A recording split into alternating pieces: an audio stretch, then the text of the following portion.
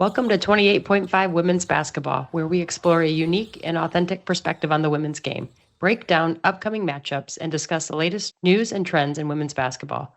We are your hosts. I'm Sydney Story, and I played basketball at the University of Tennessee under Pat Summitt. And I'm Becca Goodman, and I played at the University of Notre Dame under Muffet McGraw. And we're thrilled to have you join us today. Before we jump in, make sure to subscribe so you never miss an episode. And if you enjoy what you hear, be sure to tune in each week and don't forget to follow, download, and listen to give an assist and share the love. Now let's get started with today's episode. Hey, Sid, how's it going? Hey, going well. How are you, Beck? You know, it's just busy weeks, and then you add, 10 to 12 amazing basketball games on top of it that you're interested in, you want to pay attention to, and then there's upsets, and it's like, just amazing basketball all around. So we're just rolling over here. How about you? For sure. Sunday was packed. You could have turned the TV on and watched it all day and been so entertained, which was awesome. Yeah. All right, let's jump in if you're cool with it. I think the first thing I wanted to highlight, even here in the intro, is the We Back Pat Day that happened this past Sunday. So I just think it's awesome every year that we can do this. We honor Pat. It's actually a whole week, right? So January 11th through the 18th is technically We Back Pat Week. So you see it on a lot of warm-up shirts for women's basketball at the college level, but also at the high school level, there's teams that sign up, and it's all centered around raising money for Alzheimer's and Pat's foundation. So really cool to see that we're in that week right now. Love seeing that, obviously having played for Pat, but also seeing how this foundation has grown and how many people it's helped. I think it's just awesome. And yesterday, especially throughout the SEC, you saw a ton of t-shirts that said We Back Pat. And I love that, being a former player of hers and just all that it represents. So shout out to We Back Pat Day and week, and let's get rolling. Why don't you give us the four quarters we got coming up? Oh, man, I'm just going to tell you the first quarter, if we can keep it as short and sweet, just because there's so much there. But we're going to jump into the power of the unexpected, and it's going to be all filled with upsets. Now, I also hate that this is kind of a negative connotation that we have, right? These are also amazing games and wins for some of these teams. So we're going to try to highlight it, and also, it's an upset, but it's a good, bad thing based on what team you're rooting for. And that's true with both, right? So that's our first quarter. Our second quarter is going to be some stories beyond the arc, stuff that we just have heard about, things on and off the court, highlight a few things there. Third quarter, we're going to dig into negotiating the future of the WNBA and the CBA. And then we're going to wrap it up our fourth quarter with some upcoming matchups this Thursday and Sunday that are pretty big time and important to take a peek at. So let's get rolling. Let's get rolling. As always, a full four quarters to our podcast episode today, which is exciting. That first quarter, the power of the unexpected. So when we step back and we talk the top 25 this week, there were three teams that lost twice from the top 25. Oof. It's brutal. Conference play is here. And we talk about all the time how tough conference play can be because of the longevity, and it's a long season, but this is at the very beginning. Yeah. We're seeing a ton of upsets, which is fun to watch. So the first team we're going to talk about here is USC. They lost 2 against unranked opponents. So Ouch. They're off to an 0-3 start to the year, which is not good for USC. A turn of events versus last year. They lost to unranked Oregon 66-71. Oregon overcame a 17-point deficit in that game. That's crazy, right? That's a huge comeback. Pretty cool for the Oregon Ducks there. USC also lost to unranked Minnesota 62-63. So we're really seeing that Big Ten come through here. We're seeing some of those underdogs defeat USC there.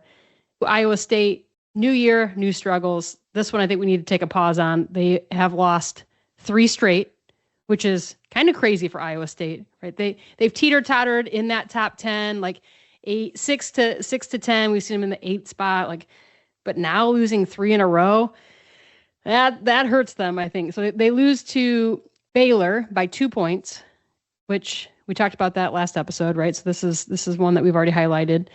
Audie's statement, you don't want to be a monster in January, you want to be a monster in March. Okay, well, these games matter, right? Because we're trying to get seeds and we're trying to win conferences, but good to know.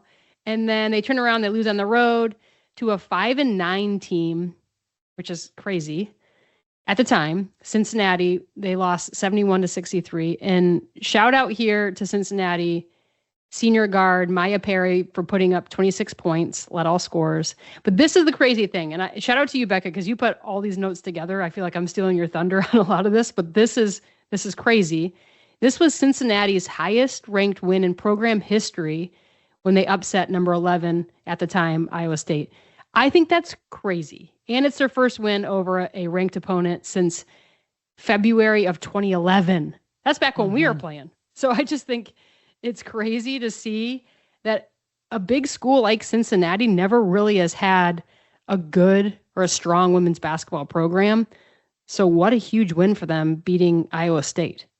Yeah, I'm just going to chalk it up to, and maybe you don't know this, and because, you know, our basketball world is super small but super big. So shout out to the head coach of the Cincinnati Bearcats, Trina Mayweather, who was at the Family, which is a huge AAU program in the state of Indiana, and also was an assistant coach at Purdue and was on the recruiting circuit at Purdue recruiting.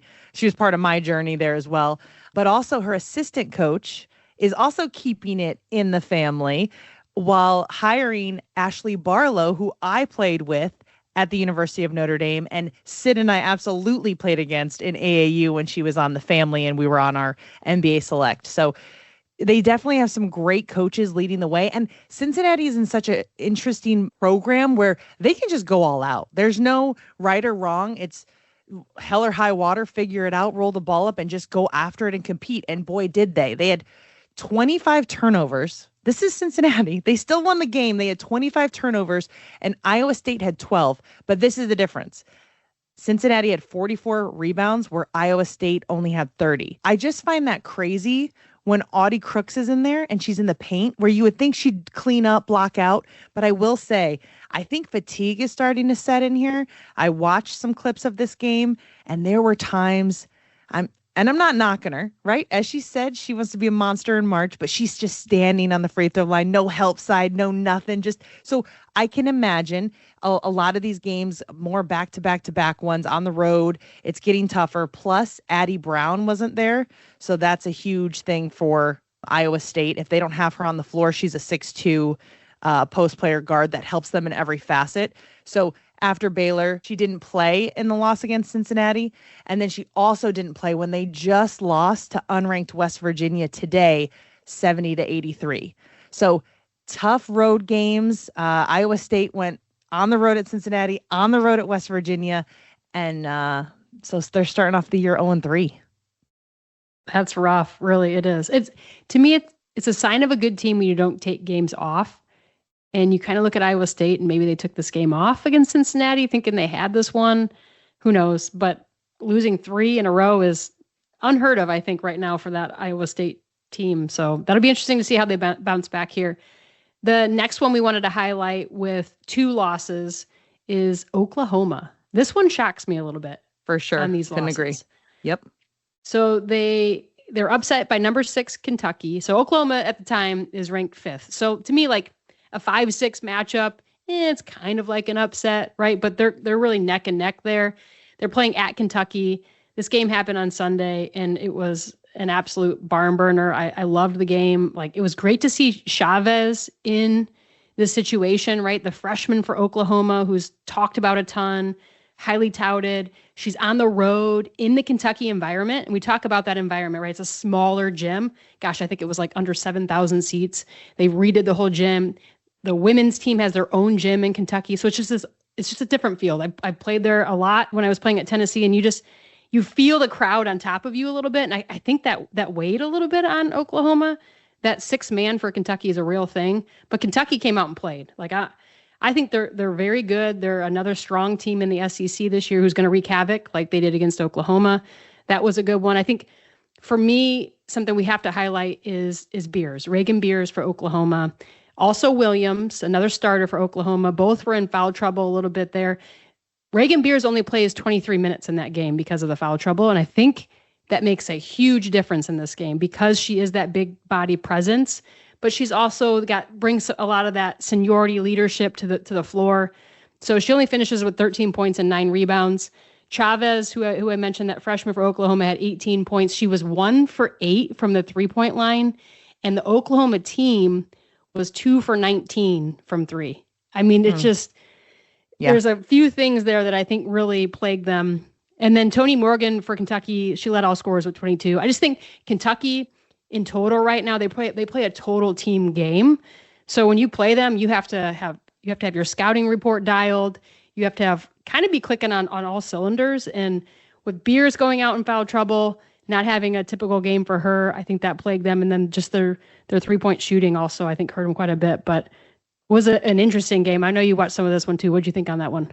Yeah, I thought this game all in all was pretty awesome just because number 6 Kentucky, which we'll talk about in a bit here, they suffered a loss to an unranked team and they also were missing a starter. So one of their main shot blocker, rebounder, Key, she was out. So for her to also be out this game against an Oklahoma Reagan Beers in the post, it's kind of shocking. But again, I think that falls into Reagan's foul trouble. Also, Chavez having a tough night, right? 1 for 8 from 3, but also had 18 points. So you can't knock her for doing her job.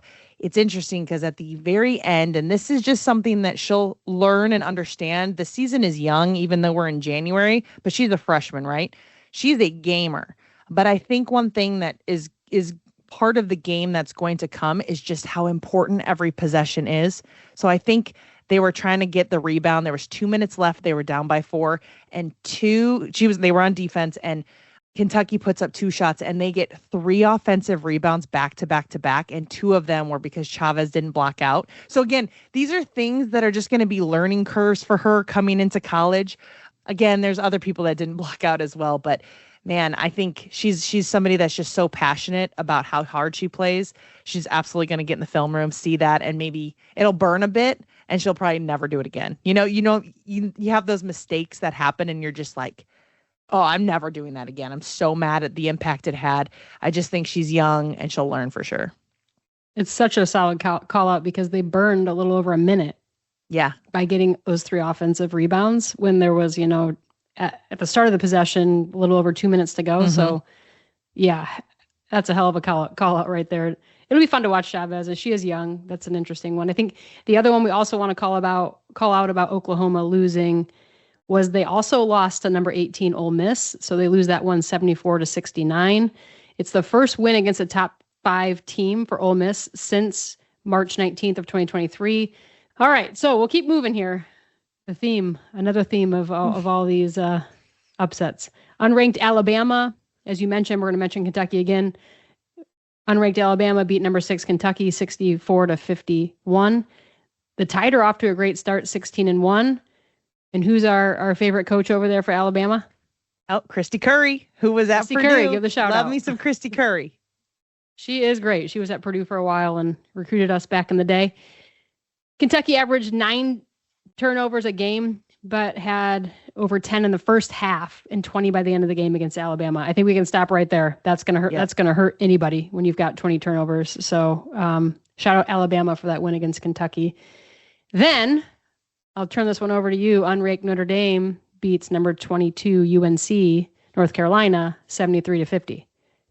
Yeah, this was a good get back game. I'm by no means saying Notre Dame is amazing. I'm by no means saying that they're out of their skis, right? They need to work if they want to win. And I think that's something they've been preaching. I just think they haven't been able to put 4 consistent quarters back to back games. And I think this was a huge one that, I think a lot of people are a little nervous about, right? Playing 3 ranked teams, UNC, then Louisville, then UConn coming in. I will say the beginning of this game, it was like, I felt like I was watching like a bad elementary school game. There was just like turnovers. Nobody could hit a bucket. It was maybe just a lot of overall excitement. I think Notre Dame's defense really started to turn up, make UNC uncomfortable, and it only increased. Steals were a thing that just continued to happen over and over and over.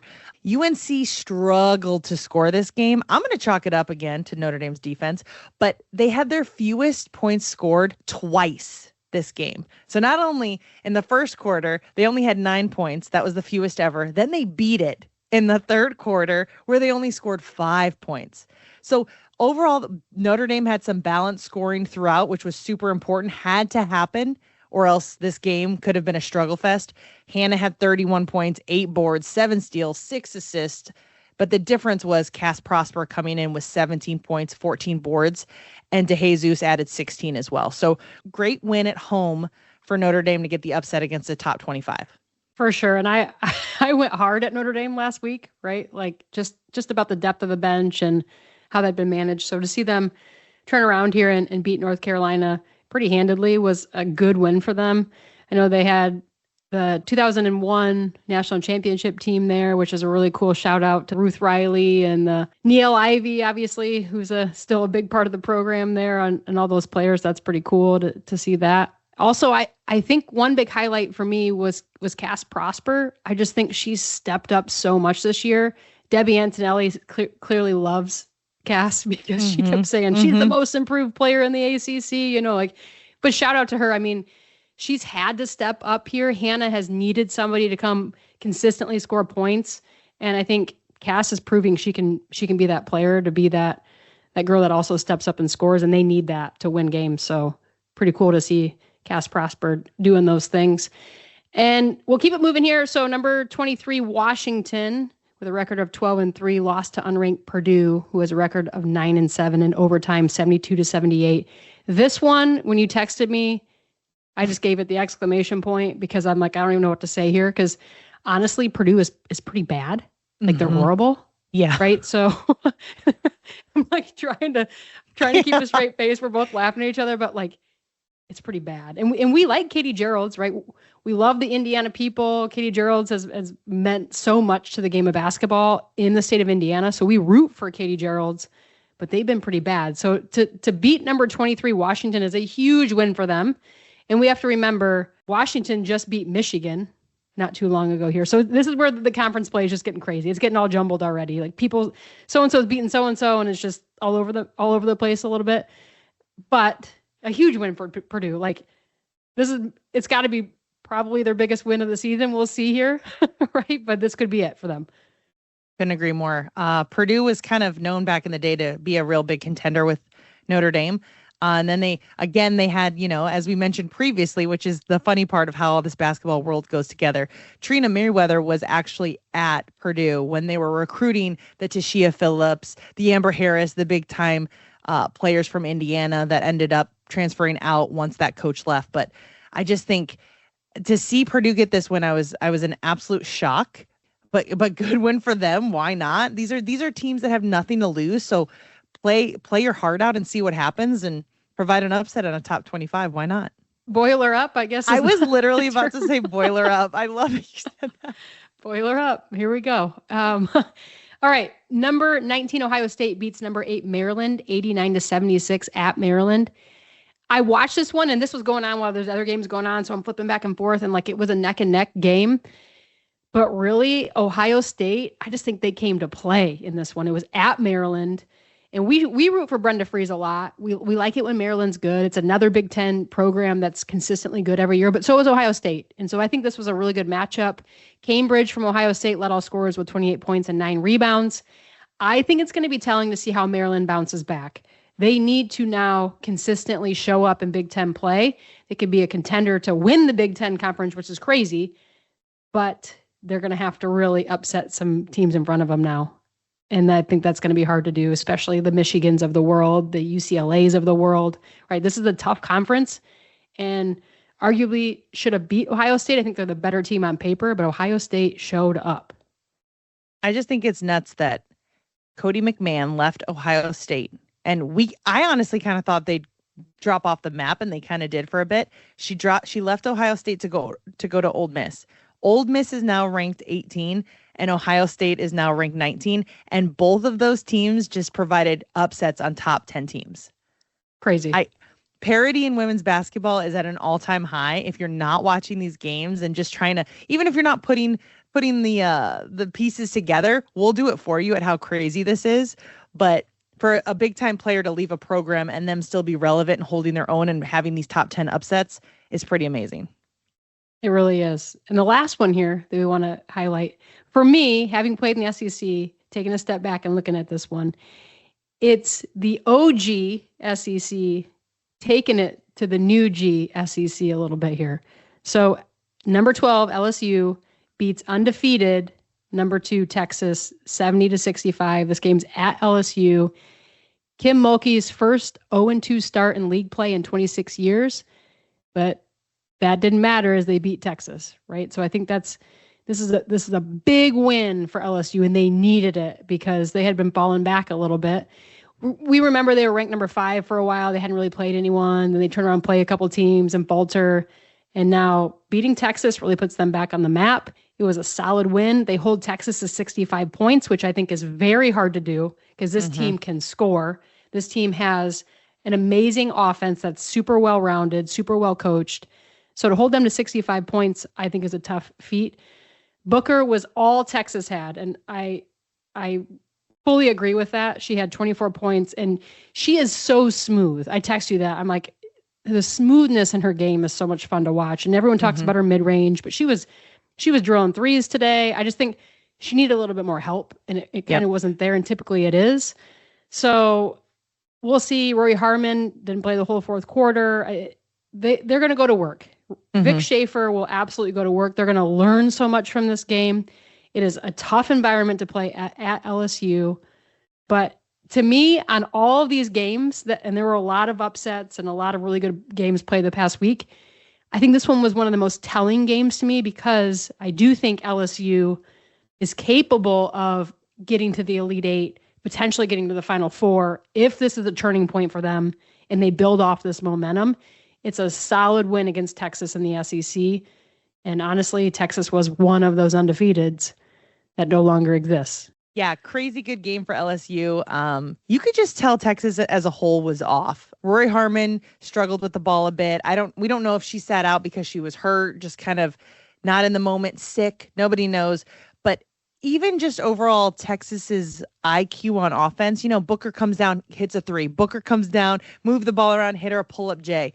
The next time down the floor, she's hot. Feed her until she gets stopped, right? Especially when you're trying to fight back and get that W. I saw one of the point guards at the time turned it over, threw it away, and just took a bad shot too fast. And Vic Schaefer instantly was like, get it to Booker, right? Because that is the IQ piece of this. When your best player and arguably one of the top 5 best players in women's basketball right now is hot, feed them until they either shoot themselves out of it or someone else gets a rebound put back, right? So I think that's just some learning curves. All in all, right, we're not harping on these teams for these upsets. All losses are good losses, lessons learned. But what we're just highlighting as, 3 remaining undefeated teams, I think that's amazing. We even have 3 at this point with how crazy this whole season has been. And those 3 teams are Vandy, UConn, and Texas Tech. At some point here, Vandy's going to go down. You're not making it through the SEC this year undefeated. I think we're going to see, if we see any undefeated team in the SEC, I'm going to be shocked.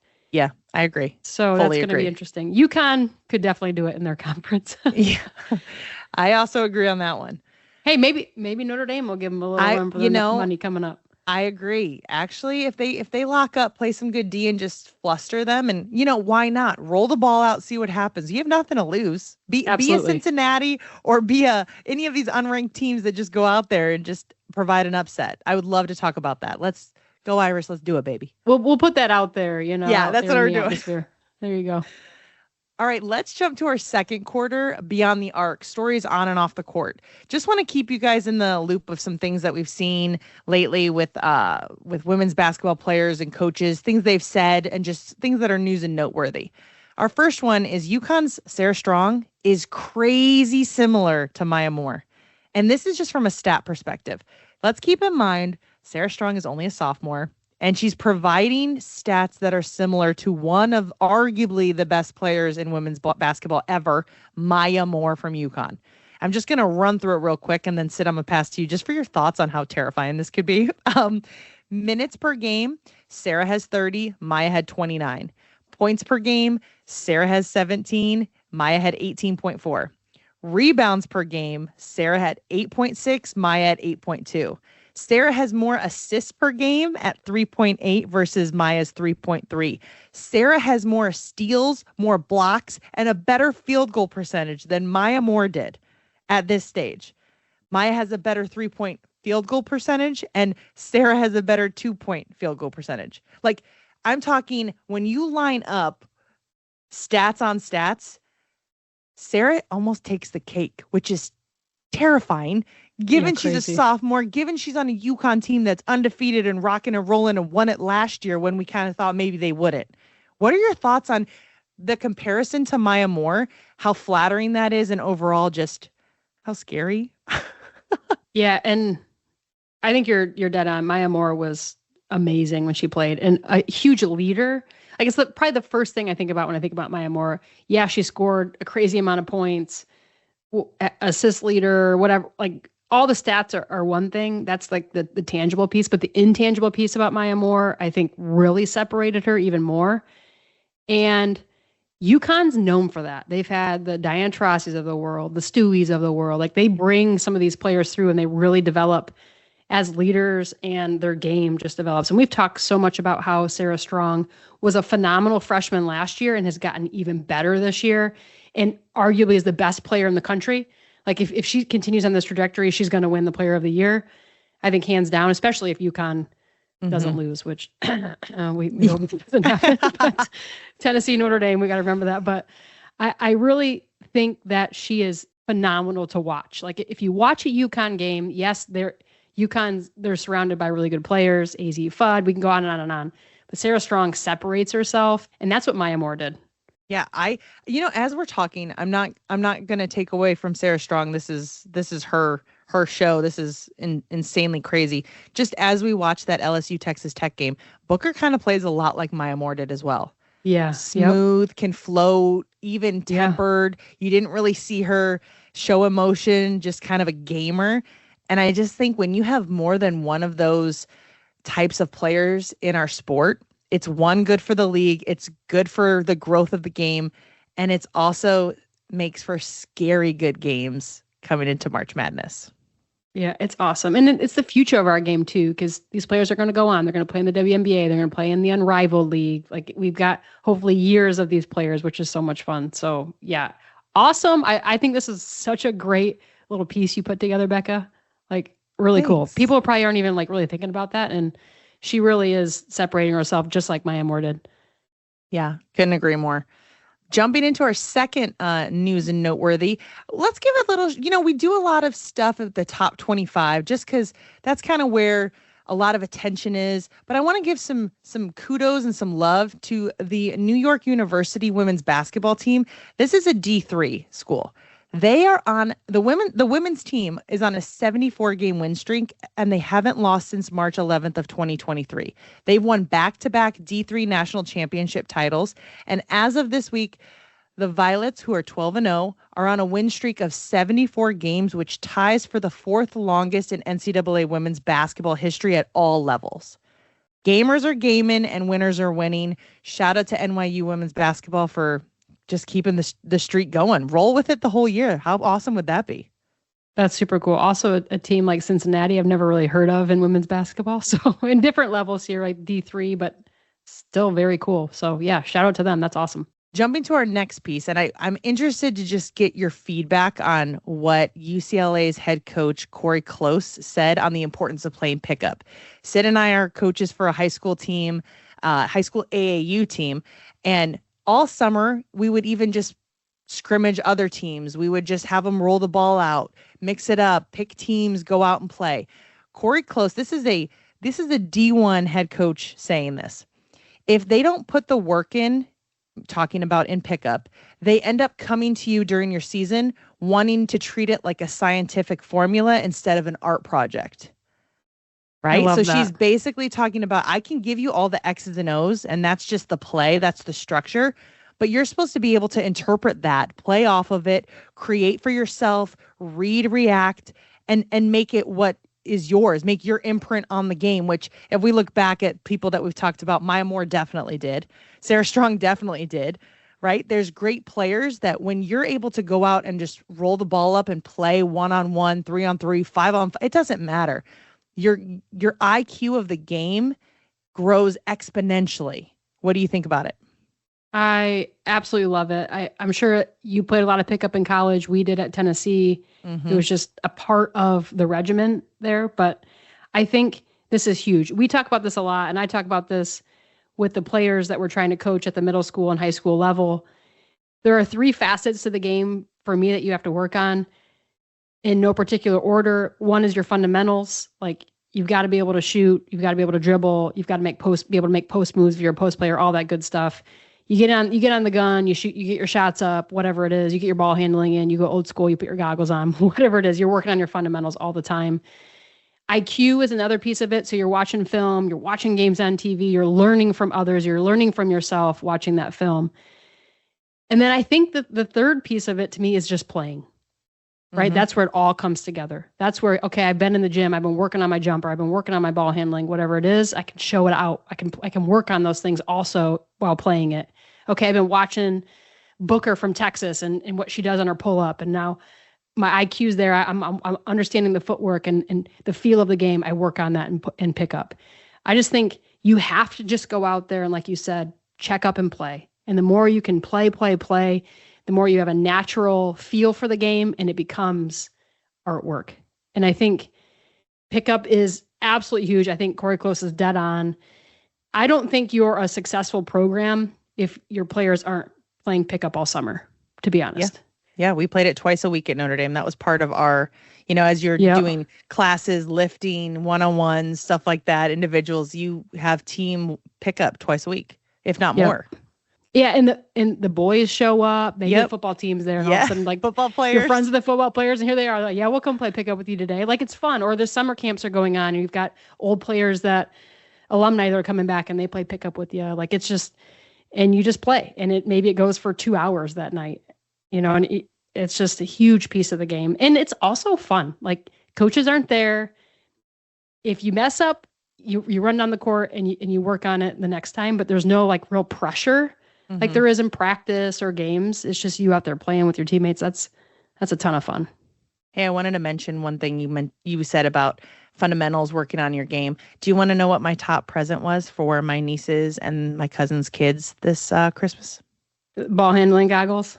Dribble goggles. I had to resupply. I had to go to Amazon, get some more because I'm just passing them out. It's a lost art to be able to just dribble with your head up and be able to make plays and react. And I just think it's crazy how many people don't practice it, instill it, even at a young age. Because when you're able to, my nieces are like, thanks. I'm like, you guys, it's going to be the best gift you've ever gotten this year. I love that so much. And coming from a guard, it's true. You've got to be able to dribble with both hands. It's like a given, right? And not be looking down at the ball. So, okay, the last one quickly that I wanted to highlight, and this kind of speaks to off the court type stuff, is around the Pat Summitt Foundation. So you can go to patsummit.org. There's the foundation. Everything is laid out there for you, what the foundation is around Alzheimer's, what they're trying to do, what that legacy is for Pat. But the big thing they're rolling out this year is Pat's game plan for caregivers. And I think just to quickly run through some of these stats, roughly 11 million Americans serve as a primary caregiver for someone with Alzheimer's disease or dementia. So there are a lot of folks out there who are carrying some of this weight. Obviously, the disease is it's an awful disease. And so there's a game plan out there. I'm not going to go into much detail on it, but if you go on patsummit.org, the website, you can pull up what that game plan is. And just wanted to give a shout out to it. I know it's We Back Pat week, so that's a big thing that they're highlighting this week is to check out Pat's game plan for caregivers there. So just great to see this foundation really continuing strong here and helping caregivers and folks with Alzheimer's. So maybe one day we'll have a cure. Wouldn't that be amazing? Yeah, absolutely. What a great cause. What a great foundation, and just overall great awareness for our game for this to continue. I think this is absolutely amazing. Thanks for highlighting it. All right. Our third quarter here, we're going to jump right in. Negotiating the future of the WNBA and the CBA. So bear with me. I'm going to read through this, but sometimes we talk about other things within our game and not just the college game. We talked about Unrivaled and that league quite a bit last year, some of the WNBA stuff sprinkled in. I think it's interesting what's going on right now between the WNBA and the Players Union. So just want to read this and we can kind of move on past it, but kind of noteworthy here. So as of late last week, the WNBA and the Women's Players Union, which is called the WNBPA, failed to reach a new collective bargaining agreement by the January 9th deadline. and no extension was put in place. That means the previous CBA has officially expired and both sides are now in a status quo period where negotiations continue under the old terms while key offseason business, including free agency, trades, and the expansion draft for the league's 2 new teams, remains in limbo. And I think that's huge there, right? Like there's 2 new teams that are joining here, and they're kind of in this limbo state and what's going to happen, how they're going to fill those rosters. So I thought it's really interesting at a time where the WNBA is trying to grow. So the league has told teams that they can send qualifying offers to free agents during this period, but players are reportedly reluctant to sign anything until a new deal is secured. And of course, why would you sign something right now as a free agent when you're hoping that dollars are going to go up? Like you'd kind of be an idiot, right? So Right. Interesting there. The impasse resolves largely around money and revenue sharing.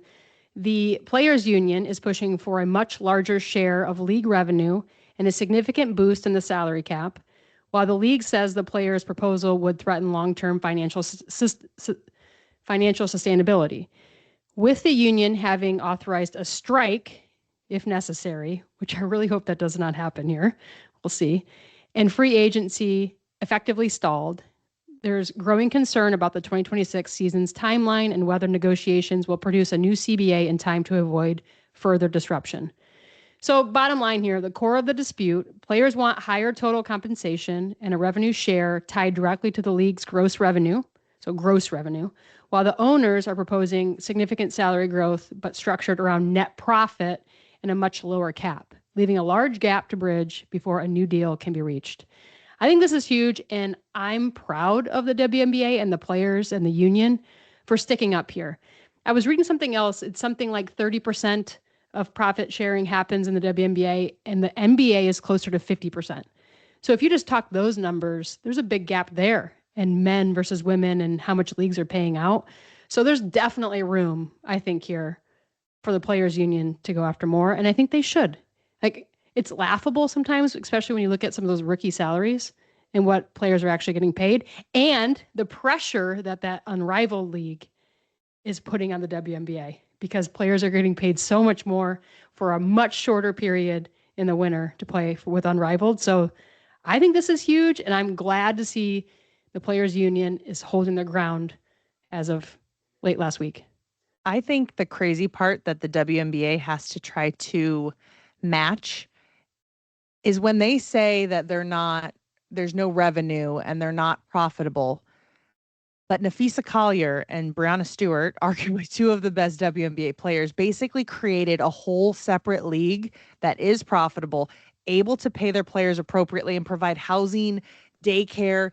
Like it's not comparable at all when a league that has been around for a couple decades can't do that. So at what point are we kind of looking under the carpet and the rug and say, like, where's this money going and why aren't we profitable?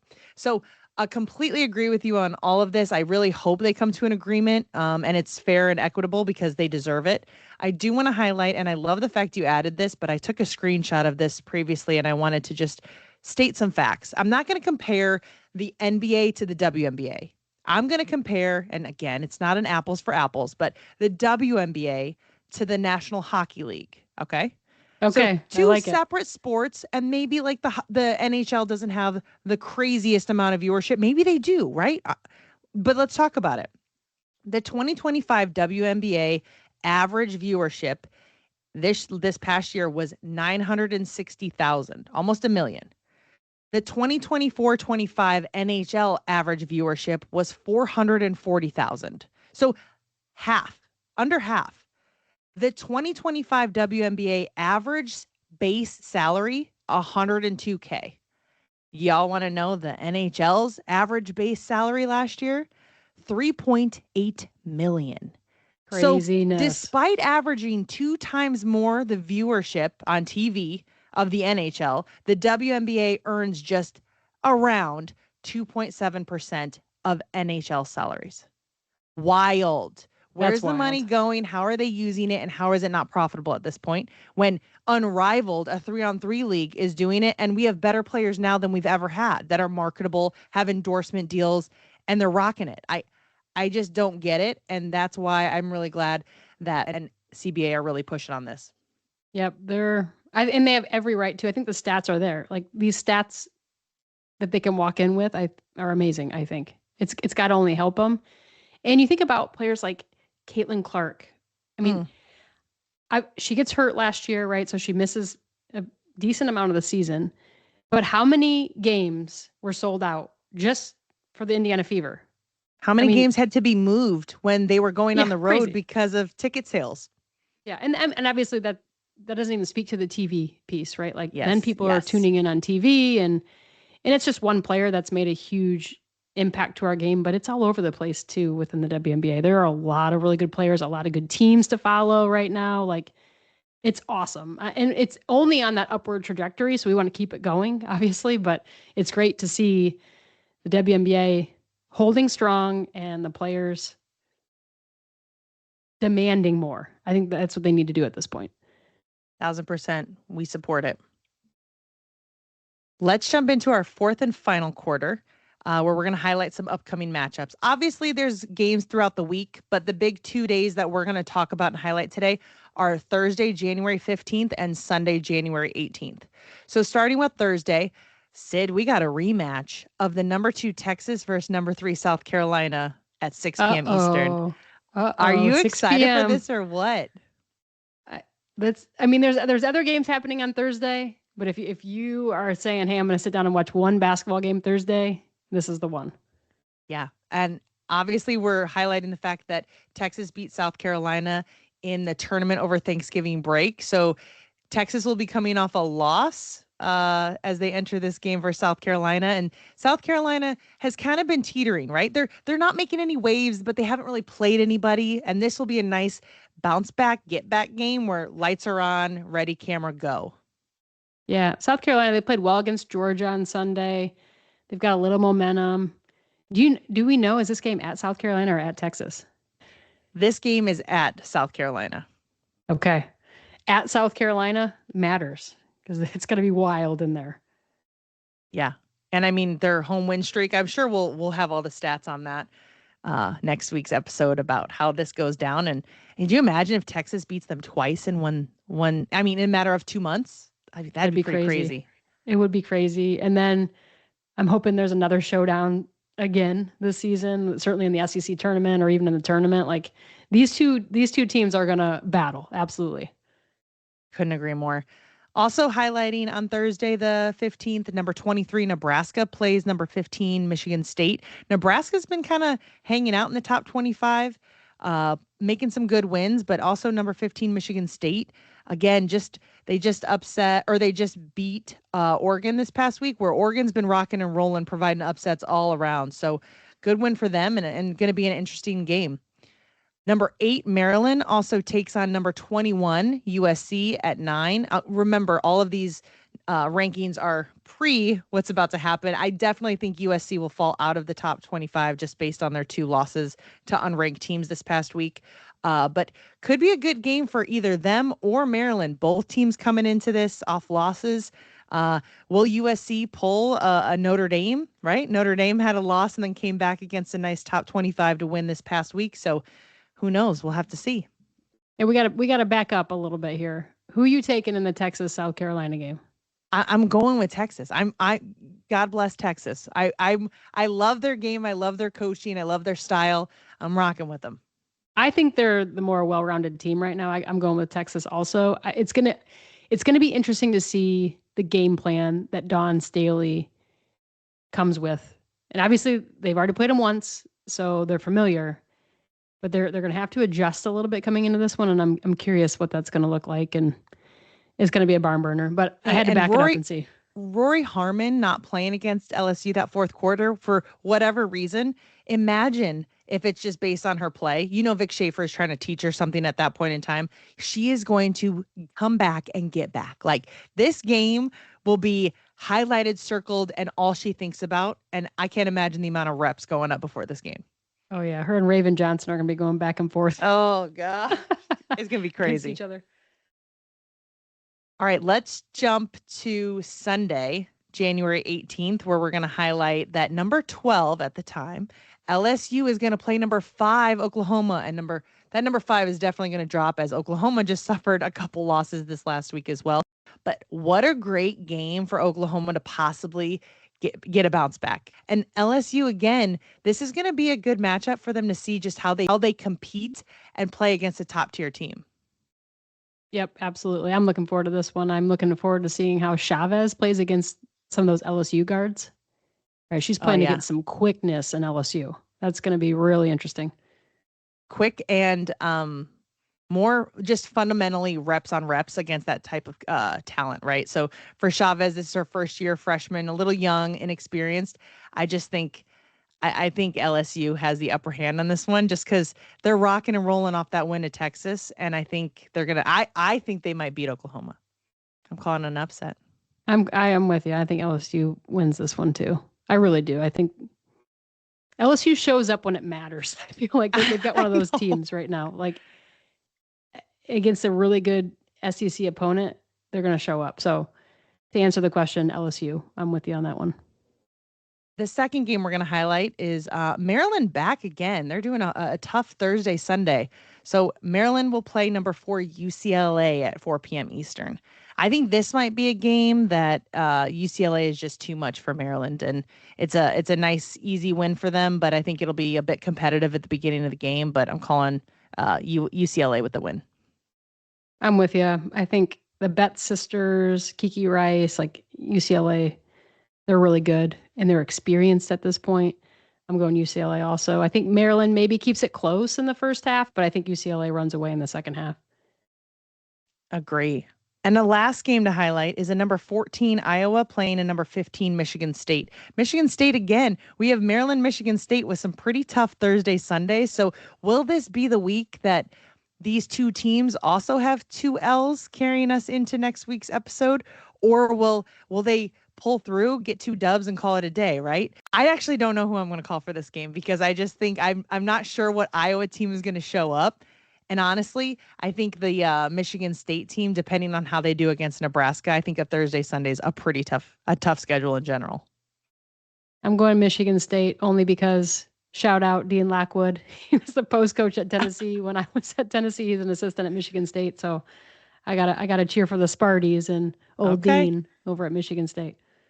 Hey, you got to do what you got to do. You got to do it. But some great games coming up. It just, each week just rebuilds, reloads, and there's just more basketball. So definitely exciting times. We're in the thick of conference play. So every game night in and night out is a bit tougher and requires a bit more film and IQ and scouting report that's executed right. Absolutely. And just a reminder as we wrap up here to hit us up on our social medias. We are looking for some more huddle questions, and we love those questions that come in from listeners. So hit us up on Instagram, on Facebook, and we'll try to get those questions answered in the next huddle that we do, probably a couple weeks out, but want to get enough in the hopper so we can make it an interesting episode when we do it. So we'll see bring the tough ones. We want to try to get some tough ones that are a little maybe edgy. It could be kind of fun. No, completely agree. What a jam-packed episode today. I think we managed it well. There were a ton of upsets and just overall great games that we had to high level and roll through. Hoping next week is kind of business as usual, but in this day and age of women's basketball, I don't think we can really say that. So thanks for tuning in to our full 4 quarters, and we can't wait to chat with you all next week. I hope everybody has a great week and watches games. Everyone watches women's sports. Let's do it. Let's go. Great episode. Talk to you soon, Beck. See you, Sid. That's the 28.5 final buzzer for today's episode. Don't forget to hit follow and download on your preferred podcast platform to catch every play-by-play. New episodes drop each week throughout the season. If you've enjoyed our courtside chat, drop us a review or follow us on our social media accounts where you can send us questions that may be selected for our Team Huddle Q&A episodes. And remember, from females who have played the game, the size of the ball matters.